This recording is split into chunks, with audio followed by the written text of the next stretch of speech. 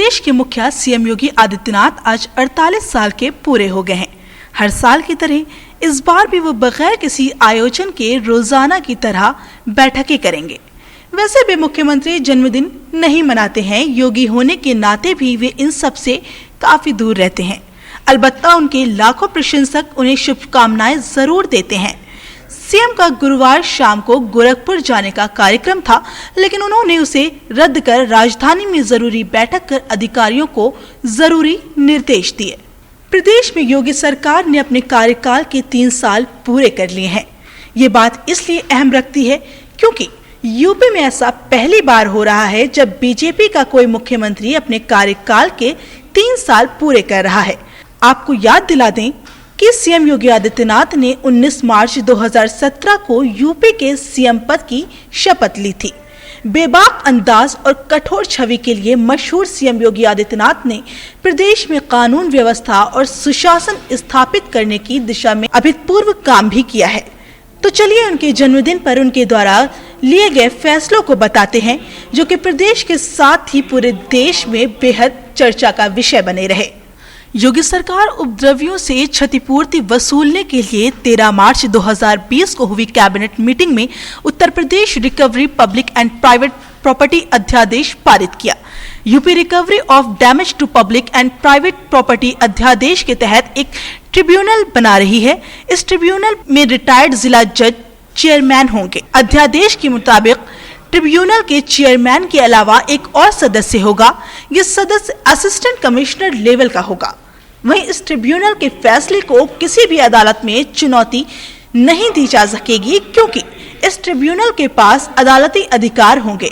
आपको बता दें कि इस अध्यादेश को राज्यपाल से मंजूरी मिल चुकी है। योगी सरकार ने नागरिकता संशोधन कानून CAA के खिलाफ प्रदर्शन के दौरान हुई हिंसा मामले में आरोपियों पर कार्यवाही की थी। इस कड़ी में लखनऊ में प्रशासन ने विभिन्न चौराहों पर 57 कथित प्रदर्शनकारियों के लगभग 100 पोस्टर लगवाए। प्रशासन ने इन सभी के खिलाफ 1.55 करोड़ रुपए की सार्वजनिक संपत्ति को हुए नुकसान की क्षतिपूर्ति के लिए नोटिस जारी किया है। इलाहाबाद हाई कोर्ट ने तस्वीर और पते के साथ होर्डिंग लगाने पर सरकार को फटकार लगाते हुए 16 मार्च तक हटाने को भी कहा था। यूपी सरकार ने हाई कोर्ट के फैसले को सुप्रीम कोर्ट में चुनौती दी और आदेश पर रोक लगाने की मांग की। सुप्रीम कोर्ट ने हाई कोर्ट के आदेश पर रोक लगाने से इनकार करते हुए मामला बड़ी बेंच को ट्रांसफर कर दिया था। 18 जून 2019 को योगी मंत्रिमंडल द्वारा प्राइवेट यूनिवर्सिटी को लेकर आया अध्यादेश पारित किया गया था। इस अध्यादेश के मुताबिक अब प्राइवेट विश्वविद्यालयों को एक शपथ पत्र देना होगा कि यूनिवर्सिटी किसी भी तरह की राष्ट्र विरोधी गतिविधि में शामिल नहीं होगी और न ही कैंपस में इस तरह की गतिविधियां होने दी जाएंगी। अगर ऐसा हुआ तो ये कानून का उल्लंघन माना जाएगा और सरकार यूनिवर्सिटी के खिलाफ कार्यवाही कर सकती है। योगी सरकार की ओर से राज्य में बिगड़ी कानून व्यवस्था और अपराधियों पर लगाम लगाने के लिए पुलिस को खुली छूट दी गई, जिसके बाद पूरे उत्तर प्रदेश में कई एनकाउंटर भी हुए। इनमें से कई एनकाउंटर पर सवाल भी खड़े हुए। सीएम योगी ने एक टीवी इंटरव्यू में साफ साफ कहा था कि लोग अगर अपराध करेंगे ठोक दिए जाएंगे। सरकार बनने के कुछ दिन बाद ही योगी आदित्यनाथ ने अपने संकल्प पत्र पर काम करना शुरू कर दिया था। 21 मार्च 2017 को एंटी रोमियो स्क्वाड बनाने के आदेश जारी किए गए थे। इस दल का उद्देश्य यूपी में स्कूलों और कॉलेजों के बाहर लड़कियों से छेड़छाड़ रोकना था। इस एंटी रोमियो स्क्वाड के तहत हर थाने में एक सब इंस्पेक्टर के तहत 4 कांस्टेबल के साथ एक टीम बनाई गई थी।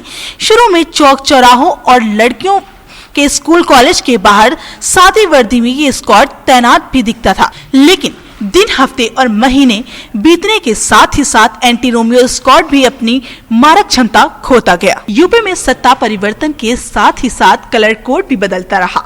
मायावती शासन में चारों तरफ नीला, अखिलेश सरकार में लाल और हरा दिखता था। राज्य में योगी सरकार आने के साथ ही साथ सब कुछ भगवा में होता नजर आया। सीएम की कुर्सी पर पड़े तौलिए से लेकर बेड पर बिछी चादर सब भगवा रंग में दिखाई देती रही है। इसके अलावा परिवहन निगम की बसों, प्रदेश के कई जिलों के सरकारी महकमों की बिल्डिंग भी भगवा रंग में रंगी गई। सरकार बदलने के साथ ही मुख्यमंत्री और मंत्रियों के आवास से लेकर एनेक्सी भवन, स्कूल और हज हाउस की दीवारों को भगवा रंग में रंग दिया गया था।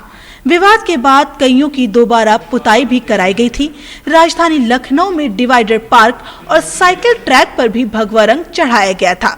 यही ही नहीं, बलरामपुर में प्रधानमंत्री आवास योजना के तहत बनने वाले आवासों का भगवा रंग और हमीरपुर के भगवा शौचालयों ने भी खूब सुर्खियां बटोरी थी। मुख्यमंत्री योगी आदित्यनाथ ने 14 अक्टूबर 2018 को यूपी के मशहूर शहर इलाहाबाद का नाम बदलकर प्रयागराज करने का ऐलान किया था।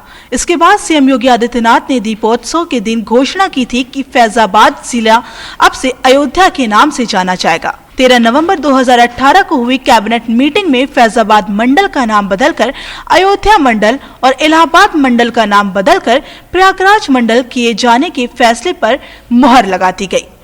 इसके बाद इस तरह की भी कई खबरें आई थीं कि योगी सरकार कई शहरों के नाम बदलने की तैयारियां कर रहे हैं। इसमें सबसे आगे बस्ती और गाजीपुर जिलों के नाम बदले जाने की चर्चा सबसे ज्यादा है। यहाँ आपको ये भी बता दें कि दोनों शहरों का नाम बदलने से पहले मुगलसराय जंक्शन रेलवे स्टेशन का नाम बदलकर पंडित दीनदयाल उपाध्याय जंक्शन किया जा चुका है। योगी सरकार ने कांवड़ियों पर हेलीकॉप्टर से पुष्प वर्षा के आदेश दिए थे, जिसके बाद यूपी के कई जिलों से कांवड़ियों पर हेलीकॉप्टर से फूलों की बारिश किए जाने की खबरें, तस्वीरें और वीडियो सोशल मीडिया पर काफी तेजी से वायरल होती नजर आई। योगी की गृह जनपद गोरखपुर की गलियां ऐसी कहानियों से भरी पड़ी हैं जो अब लोकोक्तियों में बदल चुकी हैं कि कैसे योगी ने लोगों के लिए मदद के हाथ बढ़ाए, कैसे वो घटना स्थल पर पहुंचते और पुलिस पर पीड़ितों को न्याय दिलाने के लिए दबाव बनाते।